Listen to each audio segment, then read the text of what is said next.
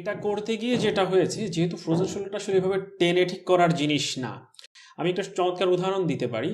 Frozen মাংস frozen আছে, এই জিনিসটা কিন্তু আমরা সবাই জানি যে হ্যাঁ গরুর মাংস রাখলাম ফ্রিজে, ফ্রোজেন হয়ে গেছে, এখন আমি মাংসটা রান্না করব কয়েকদিন পরে। তারপর কি করছি, আমরা মাংসটাকে কিন্তু বের করে এনে হয়তো একটু ঠান্ডা পানিতে রেখে দিলাম, এবং এটা সময়ের সাথে আস্তে আস্তে আস্তে করে এটা ছাড়াবে। এখন কেউ যদি খুব দ্রুত খেতে চায়, সে কিন্তু গরম পানি দিচ্ছে, একটু হাত দিয়ে টানাটানি করছে, তখন কি হয়, ফাইবারগুলো, মাংসপেশিগুলো একটু ছিঁড়ে ছিঁড়ে হ্যাঁ যাচ্ছে মাংসের কিছু ওখানে একটু। ফাইবার ছেড়ে যায়। সো জিনিসটা তাই, ফ্রোজেন শোল্ডারটা ফ্রোজেন হয়েছে, এটাকে ছাড়ানোর একটা পদ্ধতি আছে এবং এটার সাথে সময় দিতে হবে।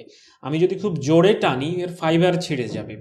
আর যেহেতু ফ্রোজেন মাংসের ক্ষেত্রে ওটা কিন্তু একটা মৃত মাংস, এটা যেহেতু একটা লিভিং বিং, এর মাঝখানে নার্ভ আছে, এর ব্লাড মাঝখানে ব্লাড সার্কুলেশন সার্কুলেশন রয়েছে। আছে। সো আমি যখন এটা হাঁটছি, আমি কিন্তু লিভিং নার্ভকে ড্যামেজ করছি, লিভিং মাংসপেশি বা যেই রক্ত সার্কুলেশনের মধ্যে হ্যাম্পার হওয়ার ভয়গুলো তো রয়েছে। এখানে আসলে মানে এক্ষেত্রে আমি দেখেছি হয়তো দুইটা জিনিস কাজ করে। এর একটা হলো যে পেশেন্টের দিক থেকেও তাকে আসলে পেশেন্ট বা ধৈর্যশীল হতে হবে, কারণ আমরা আসলে অধিকাংশ সময় আমরা মনে করি যে আমি যাব, 1-2 দিনে আমার ব্যথা আমার সমস্যা সমাধান হয়ে যাবে।